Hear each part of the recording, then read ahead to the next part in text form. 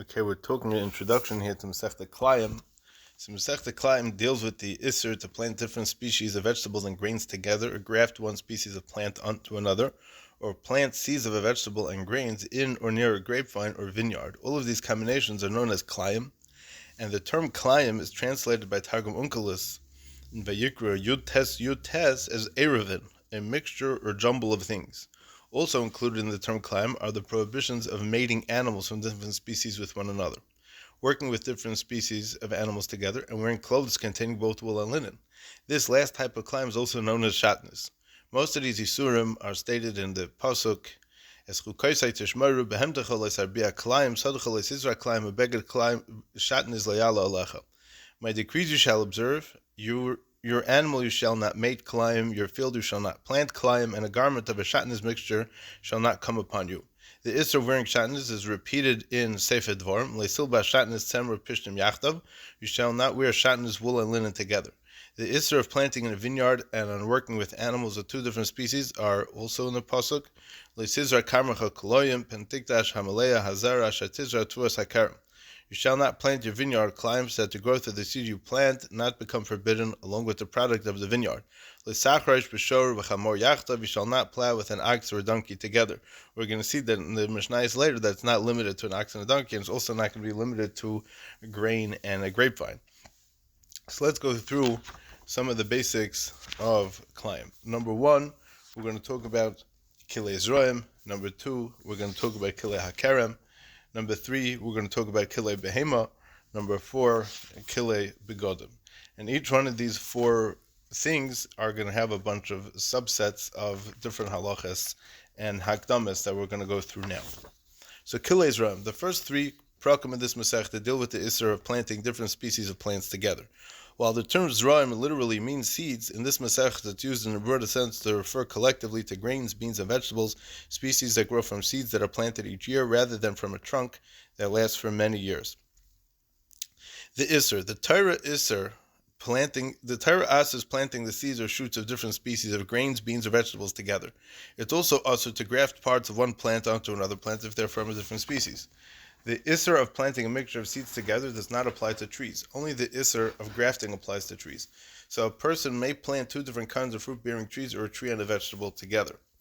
It is also to graft a fruit-bearing tree even with a species of trees that do not bear fruit. However, it is permissible to graft two species of non-fruit-bearing trees together. See the Ramah in Yeredeya, Siman, Reish Tzadi Hey, Sivvav. It's also also to plant one species next to another species that's already growing. There's a question whether this is Osam Midaraisa or Osam Midarabonon. The Rambam in the Pirush HaMishnayos implies that as long as the two species appear to be mingled, it's Osam Midaraisa. However, the Kesef Mishnah in Hilchas Klayim states that the Isser Deraisa applies only to two different seeds planted together in the same hole at the same time, called Mapoilas Yad. This is how the Tes Yontif and the Tres Yisrael learn in a bunch of different Mishnayos. So we'll see how we'll learn throughout the Masechta. The primary concern in these cases is that the vegetation should not appear mingled. Accordingly, the two species must be spaced far enough apart that they appear distinct, or they must be arranged in certain formations that make them appear separate.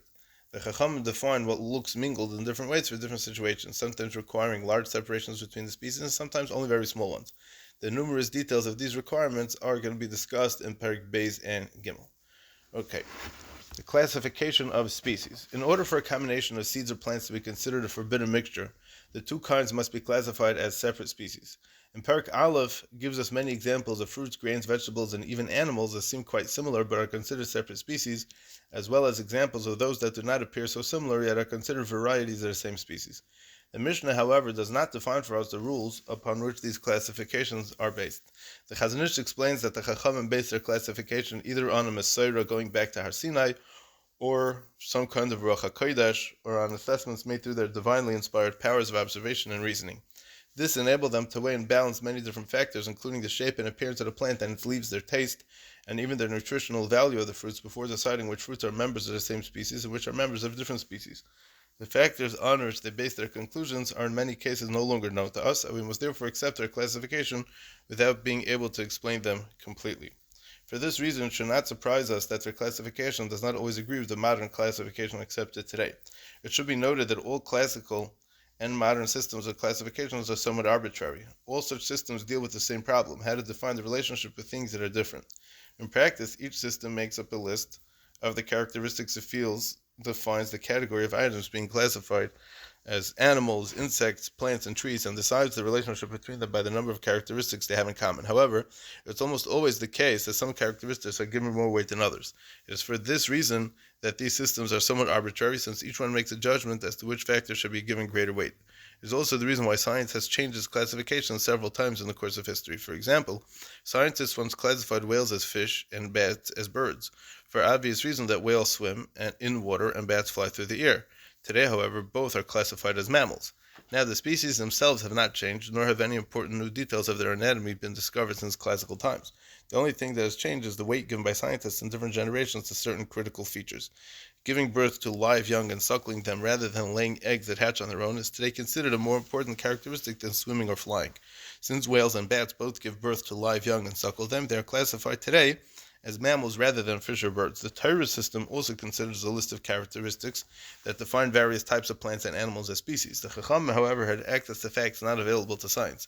They knew from Mesorah that certain species were created from the very beginning as one species with two or more varieties. They also knew through Ruach HaKodesh the inner characteristics of different kinds of plants, for example, their nutritional quality, and gave these characteristics greater weight than the similarity of appearance and shape. For this reason, they sometimes classify two plants of very different appearance as members of the same species, and two plants of very similar appearance as members of a different species. Okay. Next is maintaining k'layim. Not only is it forbidden for a person to plant a mixture of species together in his field, it's also forbidden for him to maintain such a mixture, even if it grew on its own. Thus, if a person finds a foreign species growing in his field with a crappy plant, then he must remove the foreign plant. If he allows it to continue growing, he's going to be over on being mekayim k'layim. There's machlekes tanam whether a person gets malchus for being mekayim k'layim. According to the man Omar that he does not receive malchus, some say that the isra of maintaining k'layim is only d'Rabbanan, while others say that it's midaraisa, even though there's no malchus for it either. Okay? However, where it's obvious from the owner's behavior or the nature of the mixture that the owner is unhappy with the k'layim and desires to remove the foreign species, he's not over on the isra of being mekayim k'layim. What happens if you have a product of k'layim? The fruit of a k'layim of seeds or of a forbidden graft is permitted for benefit and may even be eaten. K'layim produce is prohibited only in the case of k'layim of the vineyard.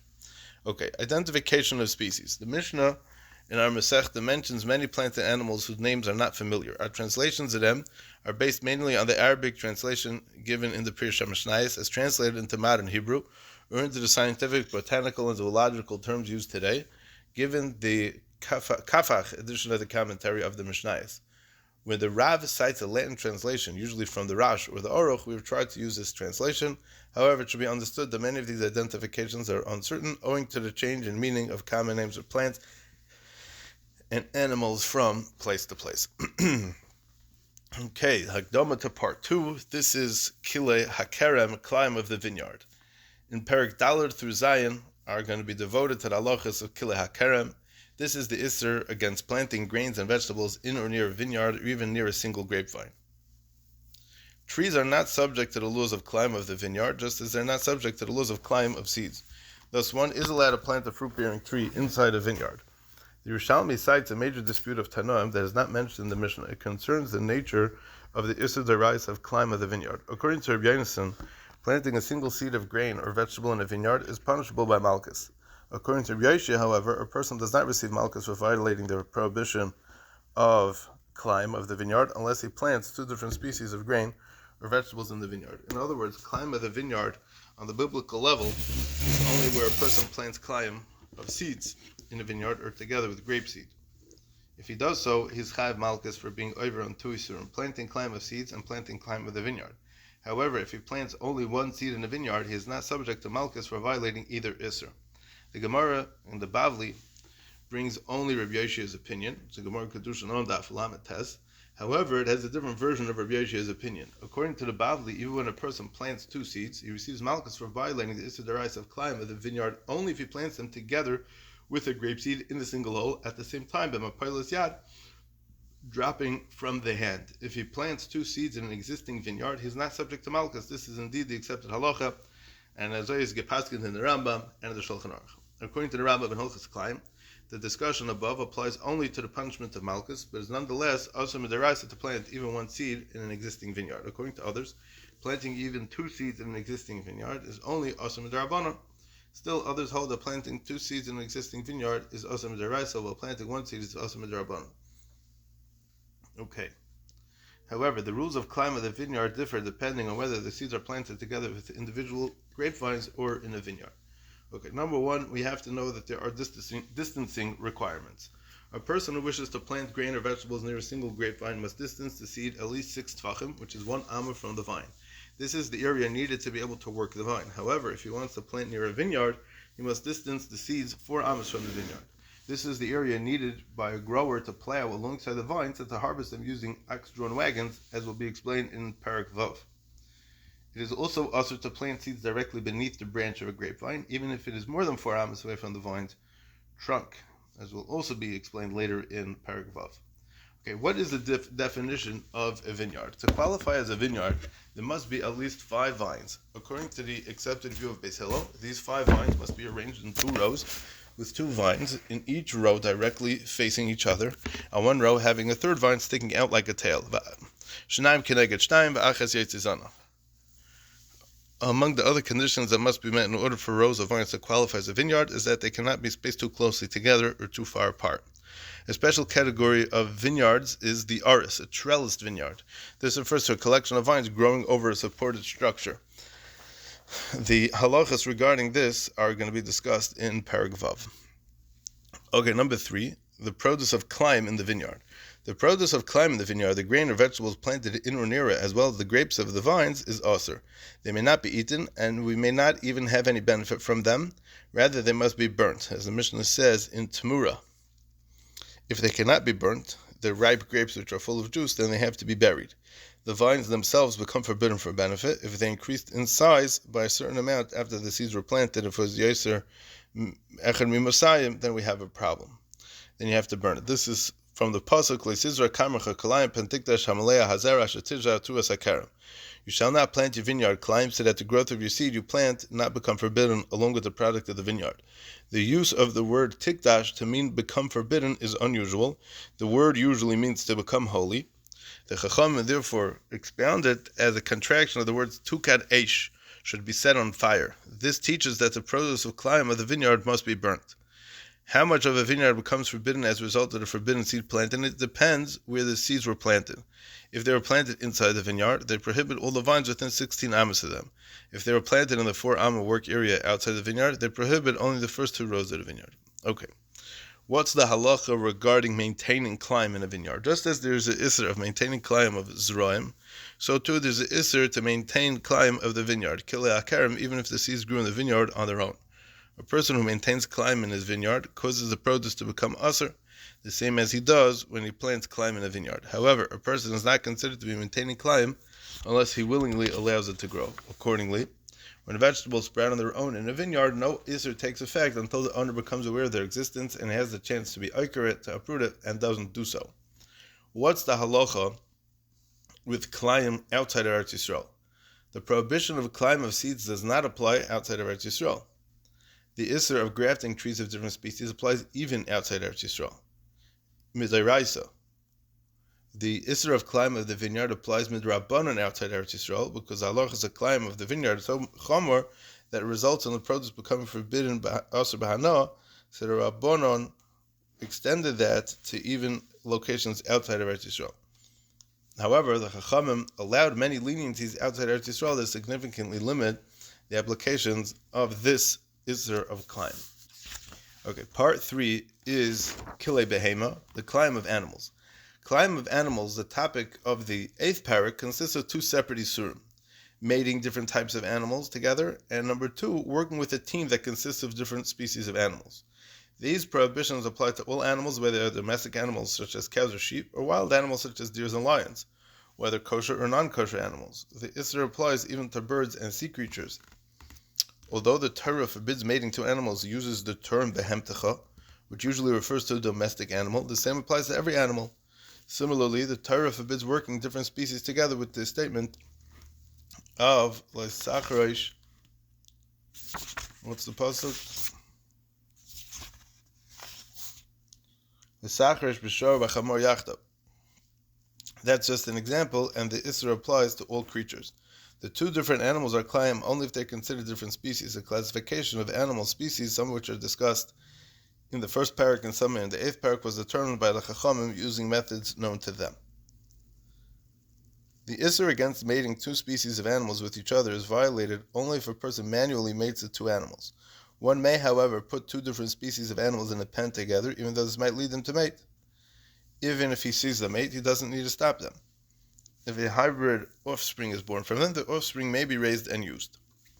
Working with different species. The prohibition on working with a mixed team forbids performing any activity with animals of different species, such as yoking them together to plow a field or leading them together to pull a wagon. There is a machlekes rishonim as to whether the Isser applies only if the animals are performing some kind of malacha together, or even if one simply leads the two animals together.